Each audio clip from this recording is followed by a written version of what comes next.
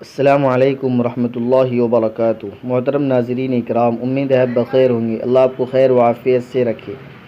ناظرین، آج ہم بات کریں گے زبان کے متعلق، اپنے زبان سے کس طرح الفاظ نکالیں، کس طرح الفاظ کا استعمال کریں۔ ہمارے الفاظ کسی کے لیے زخم بھی بن سکتے ہیں اور کسی کے لیے مرہم بھی بن سکتے ہیں، تو استعمال یہ ہمارے ہاتھ میں ہے۔ اللہ کے رسول صلی اللہ علیہ وسلم سے کسی نے پوچھا، یا رسول اللہ من نجاح، نجات کس چیز میں ہے؟ آپ صلی اللہ علیہ وسلم نے فرمایا، املک علیک لسانک، اپنی زبان کو قابو میں کر لو، نجات پالو۔ تو الفاظ ہمارے زخم بھی ہے اور مرہم بھی ہے۔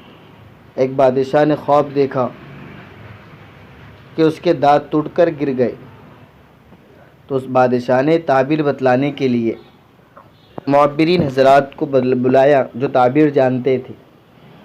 تو ایک شخص آیا بادشاہ کی تعبیر بتلانے کے واسطے، تو انہیں کہا کہ بادشاہ سلامت، اس کی تعبیر یہ بنتی ہے کہ آپ کے گھر والے آپ کے سامنے مر جائیں گے۔ تو بادشاہ جو تھا وہ آگ بگولا ہو گیا، غصے میں آ گیا اور جس نے تعبیر بتلائی اس کو قتل کر دیا۔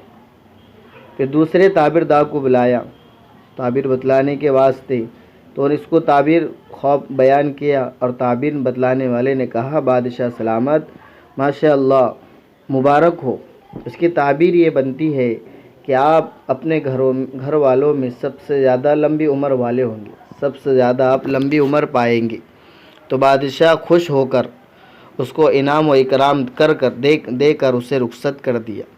تو ہم ذرا غور کریں کہ الفاظ دونوں کی بات، تعبیر ایک ہی تھی، الفاظ کا استعمال تھا کہ جیسی پہلے کی بات تھی، تعبیر تھی، ویسی دوسرا بھی تھا، لیکن سامنے والے نے اس کو الفاظ کو بدل کر تعبیر بیان کیا ہے۔